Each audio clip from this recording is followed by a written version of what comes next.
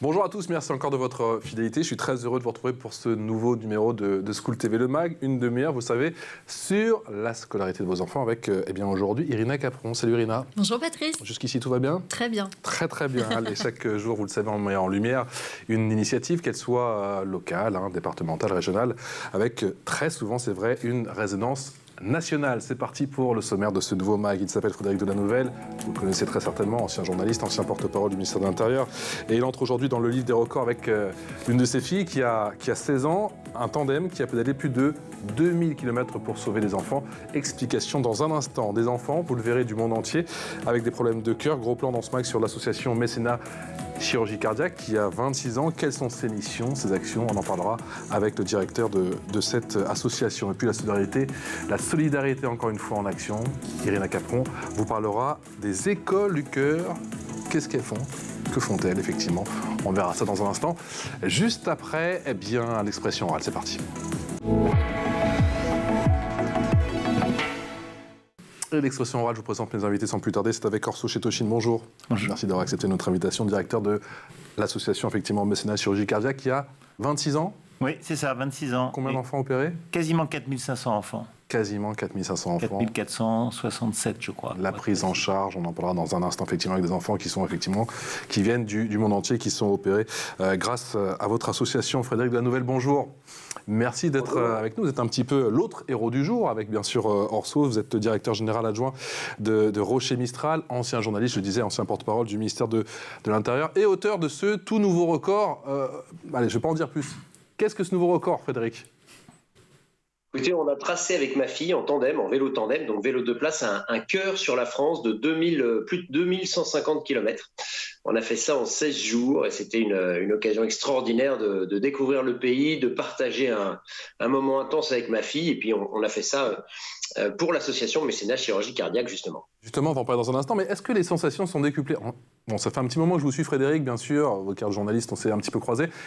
Et je sais que vous êtes un aventurier, que vous avez vous donné beaucoup de défis. Cette fois-ci, la nouveauté, ça fait quand même 2 fois que vous le faites avec vos filles. La première, c'était il y a 2 ou 3 ans avec le Marathon des Sables, si je ne m'abuse. Et cette fois-ci, donc, avec ce cœur, ce grand cœur, tout autour de la France.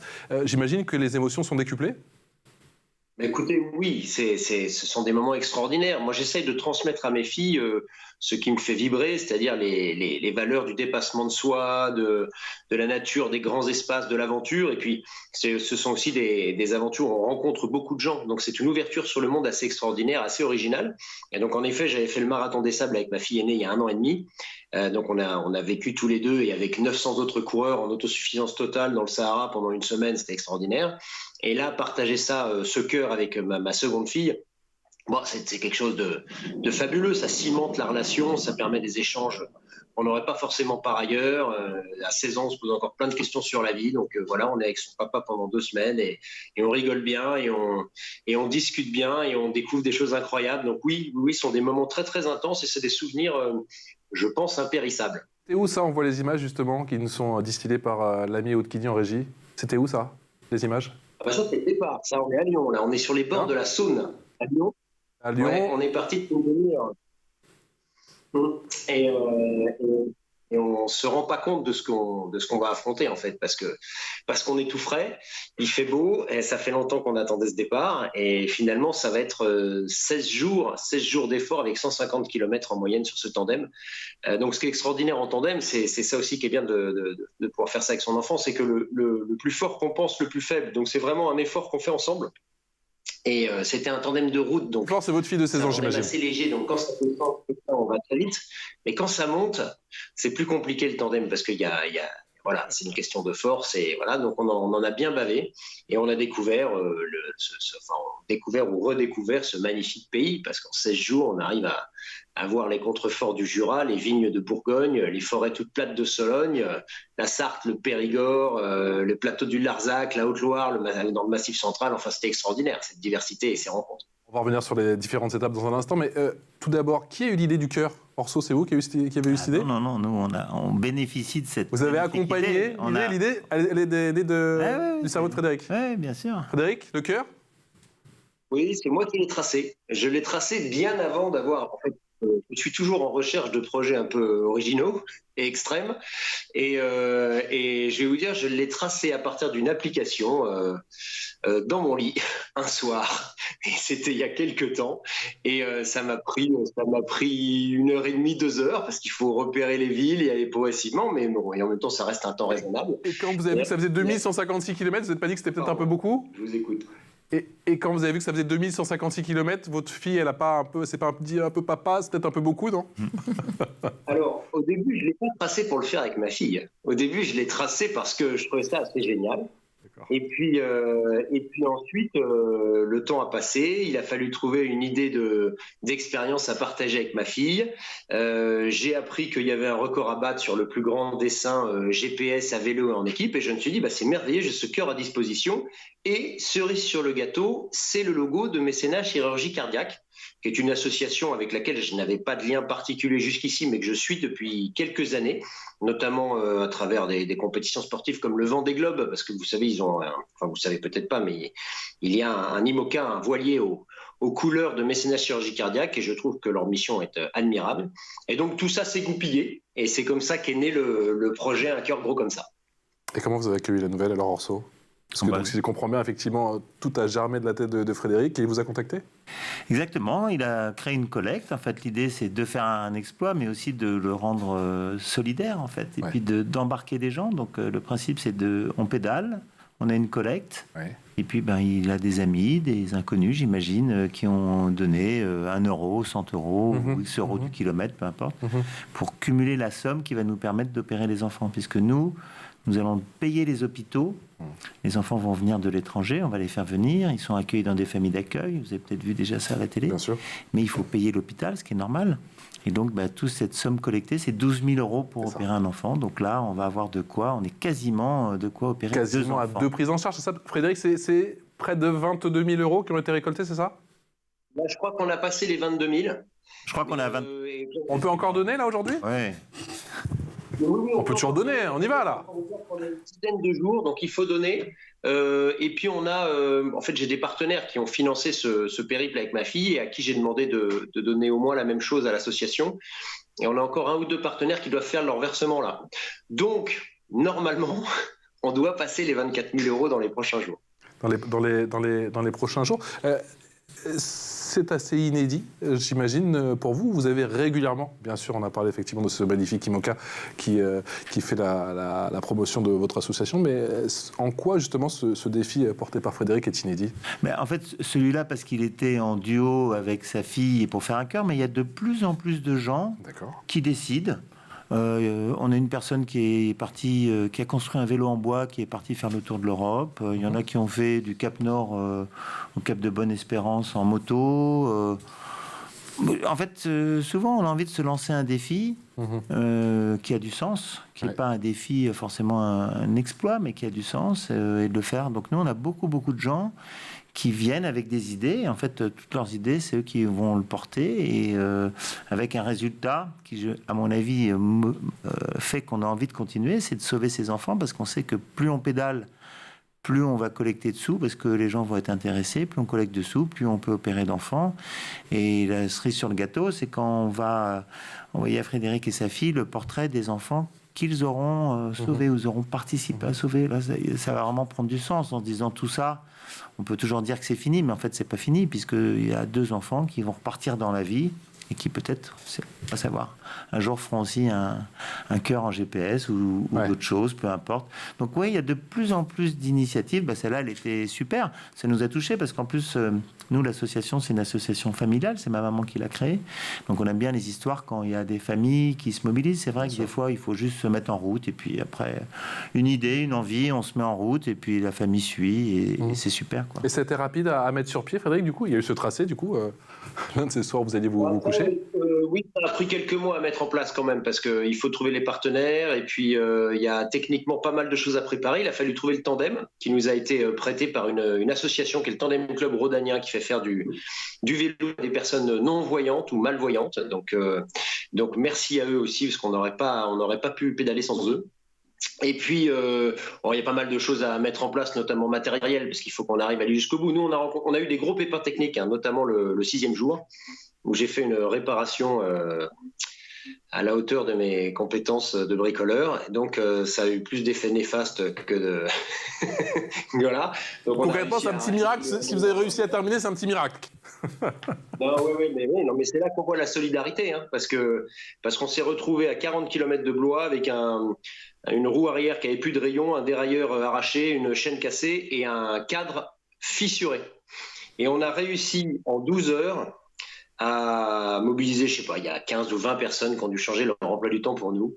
Et en 12 heures, on était revenus au même endroit avec un vélo ressoudé et entièrement rénové. Voilà. Donc c'est aussi la force de ces défis-là, c'est que ça touche les gens, ça mobilise et puis on fait de belles rencontres. On fait de belles rencontres. Est-ce que c'est peut-être l'élément qui vous a le plus surpris, Frédéric, vous, cette solidarité? Une fois qu'on est sur le terrain, comme ça, qu'on est dans le besoin? Non, surpris non, parce qu'heureusement, je crois encore en l'espèce humaine et je sais que les gens sont dans l'ensemble bons.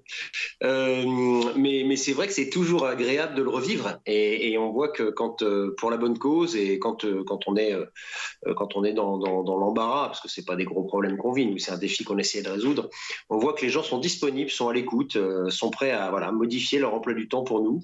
Et voilà. Et on a été accueillis chez l'habitant 2-3 fois, vous voyez, en dehors de ces problèmes-là, hein, pour dormir. Et à chaque fois, on rencontre des gens qui ont des parcours de vie très différents.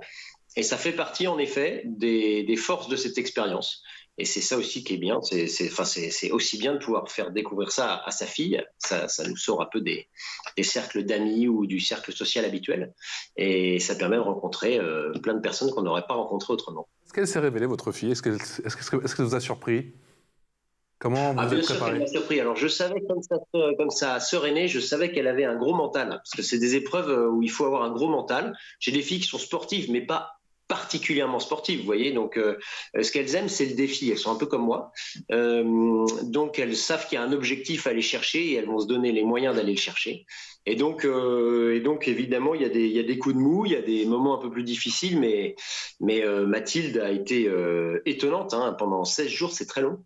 Elle était contente de se lever tous les matins et de reprendre le tandem, et elle avait à cœur, sans jeu de mots, d'aller atteindre l'objectif que nous nous étions fixés. Plus de 64 000 calories dépensées à deux, j'ai vu en tandem, en l'espace de 16 jours. Je crois que vous avez fait votre sport pour l'année, au moins pour l'année. Orso, ce sont des valeurs, bien sûr, que vous partagez depuis plus de 25 ans, depuis 26 ans. Vous avez dit que votre association était familiale.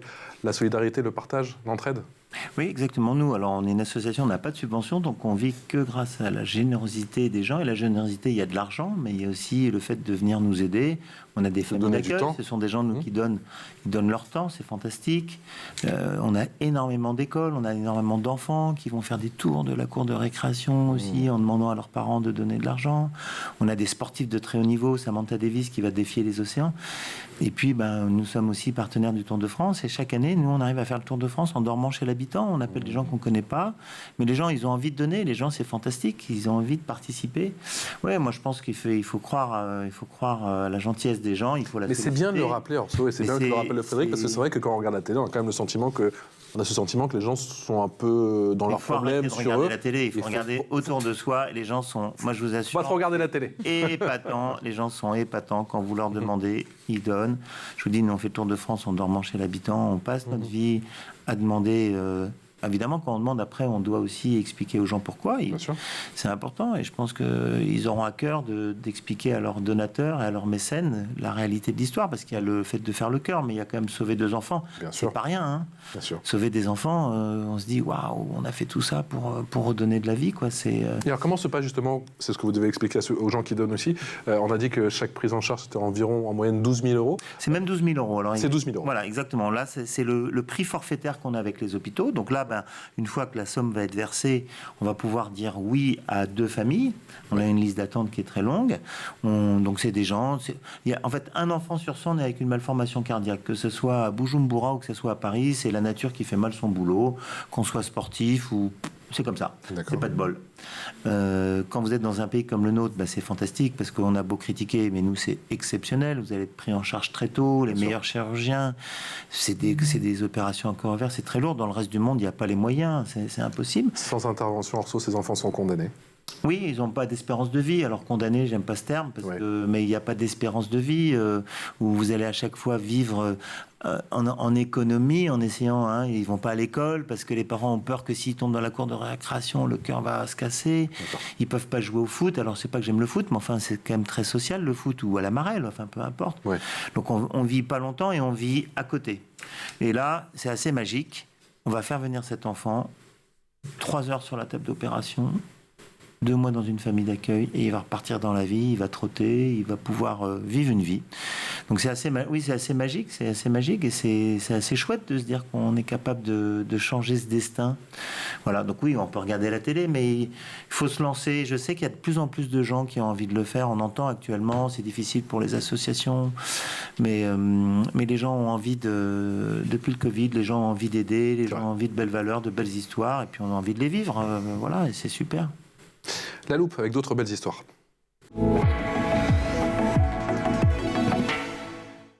Irina, on l'a vu justement il y a un instant avec Frédéric Delanouvelle, chacun peut décider de relever un défi sportif pour collecter des dons, mais il y a également, ma chère Irina, les écoles du cœur. Oui, alors ça, on a parlé il y a quelques instants, mais toutes les écoles peuvent être solidaires et récolter des dons pour l'association. Une personne chargée du projet des écoles du cœur vous accompagne pendant l'action en mettant tout d'abord en place des séances de présentation et de sensibilisation auprès de vos élèves au sein de votre établissement. Vous choisissez ensemble l'action solidaire et vous l'organisez quand vous le souhaitez. Ça peut également avoir plusieurs pendant l'année. Vous recevrez ensuite du matériel pour pouvoir communiquer autour de l'association, donc comme des ballons, des flyers, des t-shirts ou encore des affiches. Et c'est à ce moment que l'élève devient jeune ambassadeur et qui sollicite son entourage pour récolter des dons.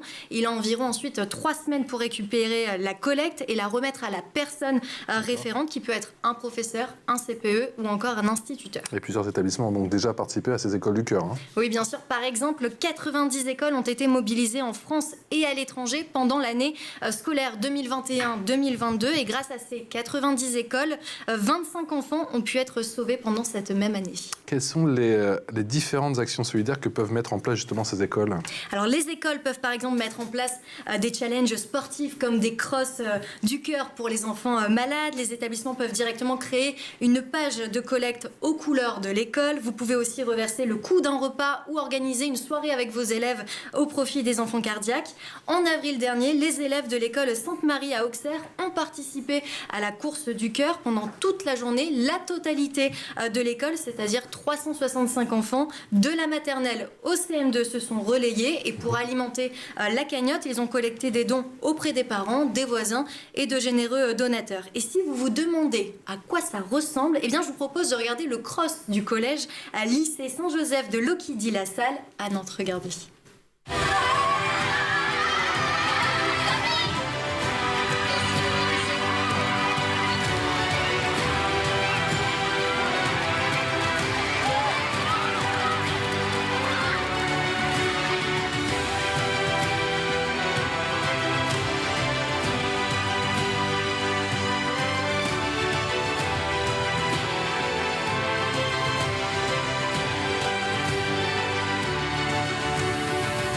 Vous êtes une école du cœur extraordinaire. Parce que non seulement c'est Zaina que vous avez sauvée, elle est là, mais en plus, c'est 2 autres enfants qui vont être opérés grâce à vous. Donc grâce à ce cross, cette école du cœur avait réussi à récolter 48 millions d'euros. 48 millions d'euros. Frédéric, j'imagine que vous n'imaginez plus un défi maintenant sans une dimension humaine et solidaire. Oh bah, ça change tout. C'est vrai que se lancer un défi qui en plus permet d'aider des personnes en situation de fragilité ou des personnes malades, c'est sûr que ça donne un sens particulier au défi, ça permet de mobiliser et puis au-delà de ce qu'on peut faire pour ces personnes-là, ça aide à faire partager les valeurs positives que le défi peut incarner. Ça vous aide, donc, vous aussi, sur un plan personnel, au moment de votre effort physique, Frédéric, quand vous étiez dans les moments difficiles avec votre fille, justement ? Alors, oui, ça c'est sûr que ça aide de savoir qu'on le fait pour d'autres qui en ont besoin. Moi, ça m'a aidé, et ma fille aussi, dans cette épreuve-là. Ça m'a aidé aussi sur des ultra-trails. J'ai fait beaucoup d'ultra-trails, des courses très longues, à pied que j'ai fait notamment pour certaines associations parfois, où on se dit qu'on n'a pas le droit d'arrêter parce qu'on est en pleine forme et qu'il y en a qui aimeraient beaucoup faire ce qu'on fait et qui n'ont pas la possibilité pour des raisons souvent de santé. Donc oui, ça donne beaucoup de sens, et puis ça permet de mobiliser autour de soi. Donc ça donne un relief tout particulier à l'aventure. Bien sûr que ça change tout et qu'il faut tant que possible, quand on se lance des défis comme ça, les associer à de nobles causes. Vous avez réfléchi au prochain défi, parce que je crois que c'est quoi, dans 3 ans? La troisième, elle va avoir 16 ans dans 3 ans. Ça laisse un petit peu de temps pour réfléchir.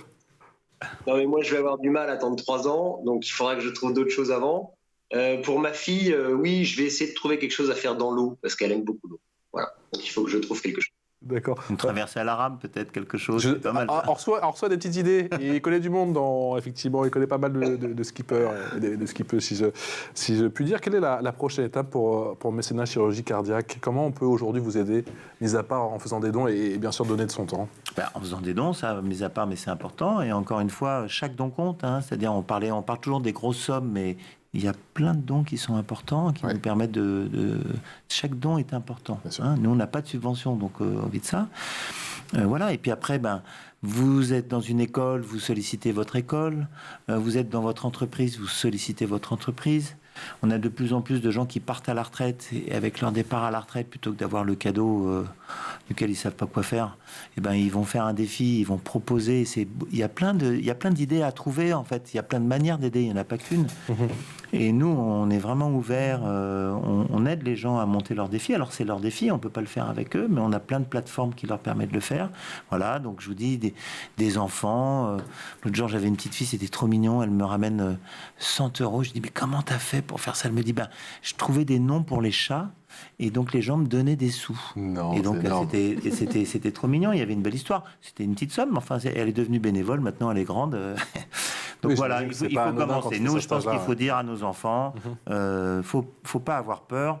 La générosité, c'est pas réservé à certains. C'est pas réservé à des gens qui sont capables. C'est super de faire des grands défis, mais on peut faire des choses toutes simples. C'est réservé à personne, la générosité. Il faut commencer, et quand on y a goûté, c'est super, et je suis sûr que les enfants qui ont pédalé comme ça ou qui ont couru, ils y prennent goût. Et nous, on fait très attention avec les écoles du cœur à aller témoigner, à leur dire à quoi ça sert, leur expliquer qu'ils vont faire du bien. Mais voilà, donc je pense qu'on est dans un bon moment de la société où chacun a un petit rôle à jouer, plus petit, plus gros, il va trouver sa taille. Frédéric, Orso disait qu'il y avait une tendance peut-être qui s'est accentuée depuis le Covid. Bien sûr, on a tous souffert du Covid ou de la Covid-19, avec ce sentiment pour pas mal de personnes qu'il fallait changer de vie. Et alors, il y en a qui ont déménagé carrément, qui ont changé littéralement de vie. Et il y en a qui se sont peut-être mis plus dans l'entraide. Est-ce que c'est aussi votre sentiment, l'entraide, la solidarité?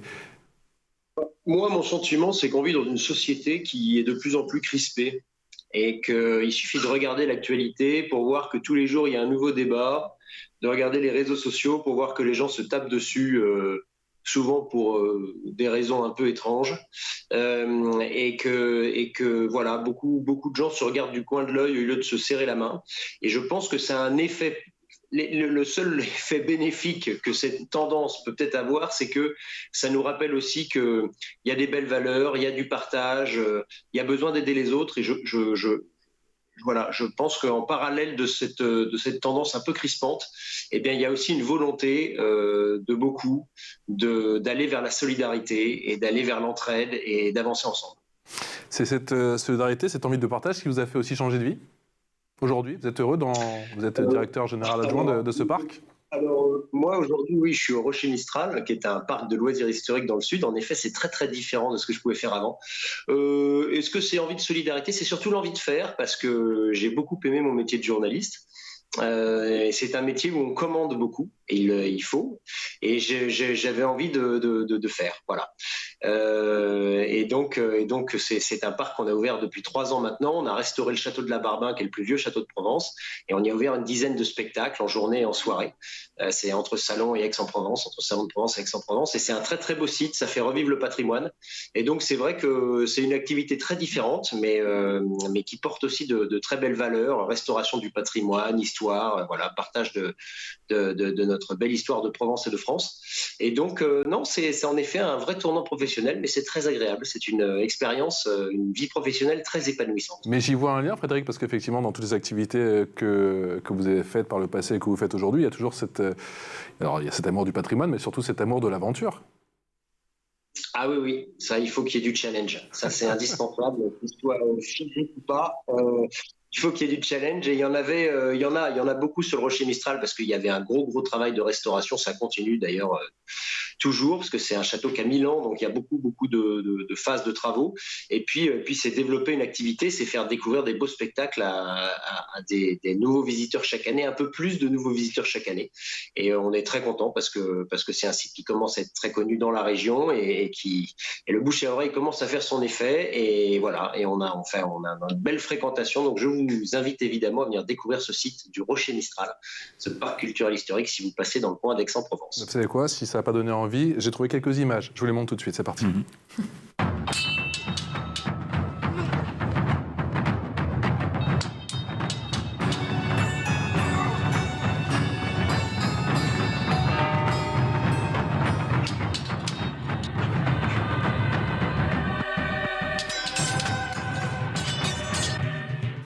On va vous envoyer Irina, parce qu'elle est redoutable. Hein. À l'épée, Irina Capron, redoutable. Moi, j'irai pas. Un grand... C'est toujours des surprises avec moi. Un grand merci à vous tous les deux, en tout cas. Merci beaucoup, Frédéric. On a hâte de voir vos prochaines aventures, effectivement. Et je pense que ce sera quelque chose de me dit avec mécénat chirurgie cardiaque. Un grand merci à vous, Orso. Merci. Et nous présenter ce que vous faites. Frédéric et sa fille. Je suis sûr que ça va. Il y a plein d'enfants qui vont dire à leurs parents, allez, on y va. Je veux faire comme Mathilde. Ouais. Parce qu'on n'a pas dit, mais c'est elle qui a pédalé plus que Frédéric. 2156 km quand même. Merci à tous les deux. Merci infiniment pour vos actions et à vous aussi, bien évidemment, pour venir en aide à tous ces enfants du monde entier. Près de 4507 enfants qui ont été opérés. 4467, je crois. 4467 enfants qui ont été opérés depuis 26 ans grâce à mécénat chirurgie cardiaque. Je vous souhaite une excellente journée en notre compagnie et on retrouve Irina Capron demain, bien évidemment. Belle journée.